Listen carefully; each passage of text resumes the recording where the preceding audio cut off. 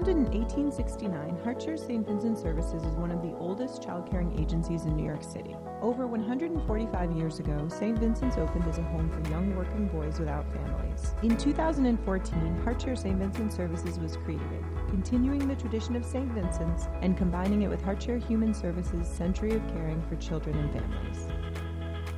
Today, HeartShare St. Vincent Services continues this legacy by strengthening families, empowering individuals to achieve wellness, providing safe homes to support stability, and nurturing youth into successful adults.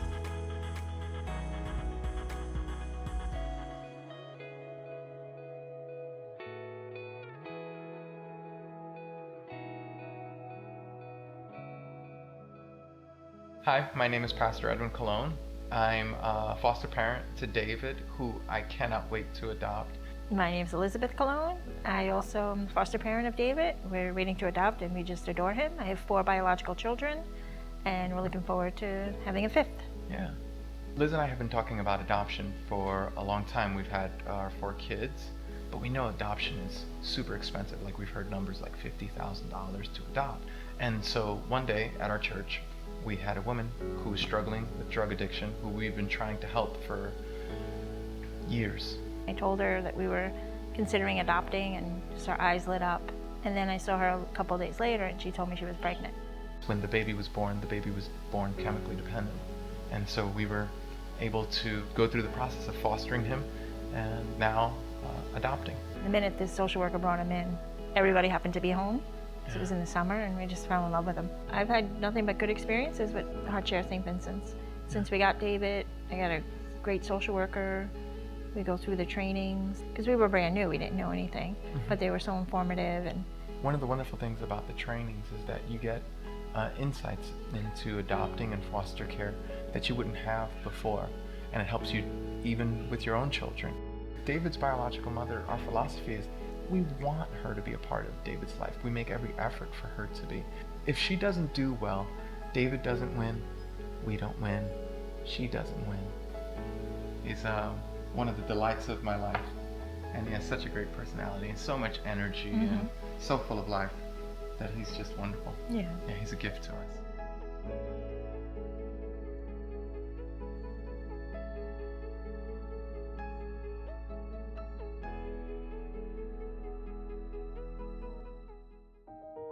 Hi, I'm Manny. I live at a HeartShare St. Vincent's group home. When I first arrived here, I liked it. But wasn't really motivated to do anything.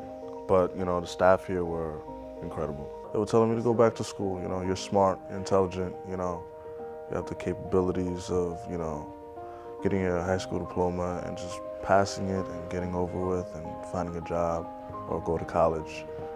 And, you know, at the moment, I thought that was so far away. You know, that wasn't, you know, that wasn't gonna happen with me. They asked me if I wanted to do, you know, a GED program. I was like, yeah, you know, why not?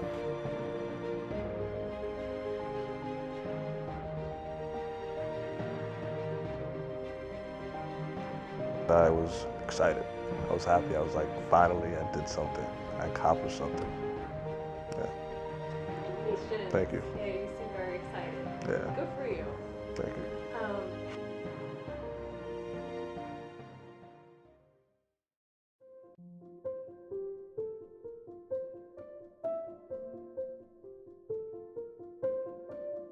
I'm Caitlin. I'm an art therapist. I work here at HeartShare St. Vincent Services. You know, one client in particular, he's a 9-year-old boy. He's been in foster care since the age of 2. He's lived in several different homes and he now resides with his aunt. You know, I've been working with him for about a year, and when he first came to me, you know, he was experiencing a lot of behavioral issues at home and at school. And, you know, working with him, he began very kind of withdrawn and detached from, you know, disconnected from these different parts of his life. And so what we started working on was literally his story and kind of having this place, this book, to go each time he comes and add another chapter. And as he adds the chapter, he acknowledges that, you know, some bad feelings are coming up. I'm not feeling good about this. I don't like to remember this. And, you know, we can talk about how important it is to be able to talk about it easier and share those feelings. So, you know, with art, we jump in, we make something and we see what comes out, and, you know, we talk about what feeling that might represent. And I've seen a huge change in him, and he's not only able to speak more about his experiences that he's had in his life, but he's also building a better story about these experiences that he's had. You know, I feel really proud of him. He's been a real joy to work with.